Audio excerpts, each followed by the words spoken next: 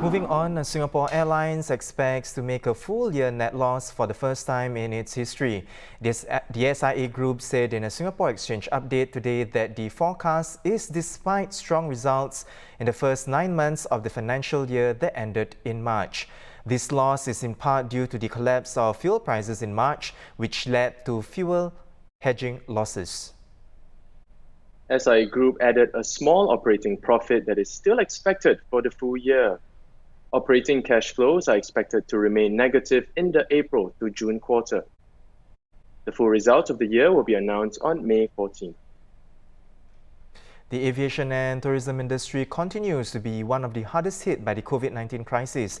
The nosedive in the demand for air travel has forced many carriers to ground most of their fleet. The timing and trajectory of any recovery from the crisis for the industry remain uncertain. To discuss further this unprecedented impact on the aviation industry, we have aviation expert Brendan Sobie. Hi Brendan. Now Brendan, SIA first full year net loss in its history. How significant is this? Yeah, it is significant, as SIA has never had a loss and would have liked, obviously, to continue this incredible streak of profits. But it was inevitable once this crisis of unprecedented proportions started in March. It was inevitable that SIA's streak would not be able to continue. With it, grounded almost all its airplanes and has been flying only 4% of its normal capacity since late March. And the question was really just when would the first loss occur? Initially, it seemed like they wouldn't have a loss maybe for the year ending March 2020 due to the fact that they had profits the first 3 quarters, and they still will have an operating profit for the full year despite the loss in the last couple of months of the fiscal year. However, what's happened from a net basis is they've had to recognize this fuel hedging overhedge situation, which means basically they're locked into acquiring too much fuel at a previous high price for the next fiscal year, this current fiscal year. And the way accounting standards work, they need to recognize at least part of this loss in the previous year, the year they're going to report results for next week. So what that means is they're going to have a net loss for the fiscal year ending March 2020, and they'll have another net loss again in the year ending March 2021, as well as an operating loss. So they will have an operating loss in the new fiscal year as well. So the news basically is that they've had to recognize some of this loss earlier, and the streak ends now rather than say later on. But it was inevitable that the streak would end. Given the situation. It's the worst crisis ever for Singapore Airlines. It's the worst crisis ever for the industry overall. So no surprise that you can't continue a profit streak given this situation.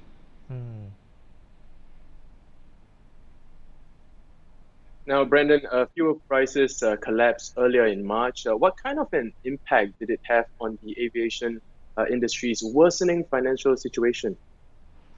I mean, the fuel prices, exacerbates the situation for those airlines that are hedged, including Singapore Airlines.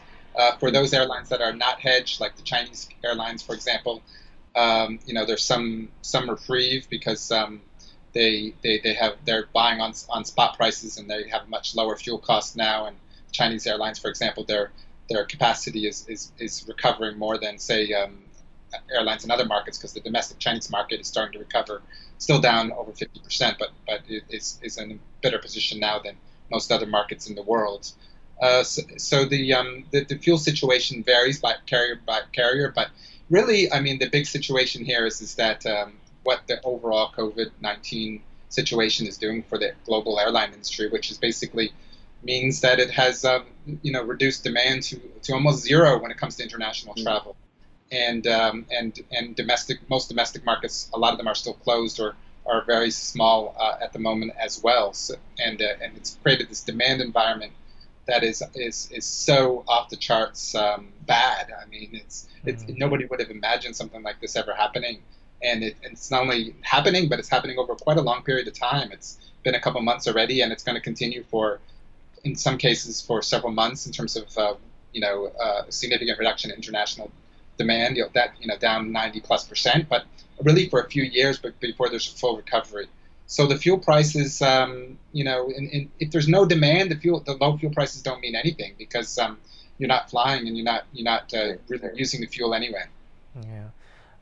Brendan, we want to focus now on the airlines and the recovery for airlines. Now, what steps have airlines taken to help ease the financial strain brought upon by the pandemic?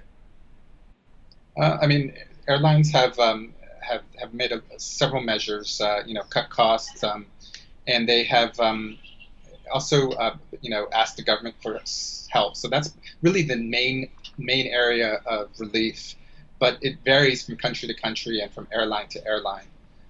So Singapore is very fortunate that they have a very supportive government. They're covering most wages for their employees for at least 6 months, maybe longer, depending on how long this crisis lasts. And they have, Temasek, which is the government investment arm. They are supporting this rights issue that is bolstering liquidity. So what the airlines need to do, not only here in Singapore but everywhere, is to kind of improve liquidity and cut costs as much as possible in order to survive the storm. And then hopefully once things get back to normal in a couple of years, then they'll still be in place, and have the ability to respond to the demand and recover. Because without government support and without taking these proactive measures in the interim, they honestly won't be there when the demand does recover. Mm. Now let's shift our attention to the tourism sector for a moment. Now both the aviation as well as the tourism sector are of course interlinked. Both sectors have seen a significant decline. Reports are now saying that airfares may increase if carriers are expected to maintain social distancing measures on flights. In the Asia-Pacific region, the International Air Transport Association thinks it could be as high as a 54% increase. What do you make of this? It's really too early to tell because we don't know what measures will be implemented on a global level. Right now, we're seeing some countries where you have the blocked middle seat. Other countries they don't have it. There's the beginning of a discussion already at the international level to try to harmonize the standards and create something that makes sense. Because IATA has come out and of course said that blocked middle seat doesn't necessarily help, and they're advocating things like masks and other measures like at the airport because nobody really knows. It's there's not much research has been done, and there's just a lot of talk, but nobody really has answers yet. So we have to wait to see where this all goes. Airplanes are generally pretty safe environment. They have filters like you would only see in a hospital. If you blocking the middle seat, doesn't necessarily reduce the risk by 100% because you still would be passing passengers in the aisles and on the way to the toilets and so forth. So what is an acceptable risk, and that has to be determined. In terms of the impact on airfare, that's not really. Airfare is a supply and demand thing, and right now you have all these airplanes that are grounded, all these workers that are not working, and the airlines will want to get these planes back in the air and these workers working when there's demand, or at least some demand, but the situation, at least initially, I think will be that the airfares actually will be very low because there'll be some reluctance to fly because of situation. The virus will still be out there to some extent. People might prefer to drive or take trains rather than fly, and so airlines will have to stimulate the market, and they'll want the cash to come in. Because they're in a cash poor situation in these months, so they're going to want to stimulate demand, get the cash coming in, and people and as many planes as possible in the air that are now grounded. So that's going to be the driver, not necessarily some of these other issues. So I don't necessarily think airfares will increase in the short term because of that. And in the long term, we have to see what happens. Eventually, there might be a vaccination. Eventually, there might be testing for everybody before they board an airplane, which might be cheaper than blocking the middle seat. So it's really too early to tell, in the long term, what will happen with airfares, I would say. But in the short term, actually, I expect a lot of promotions and pressure on airfares to come down, actually. Right. I see. Well, thank you so much, Brendan, for your insights. It's been a pleasure.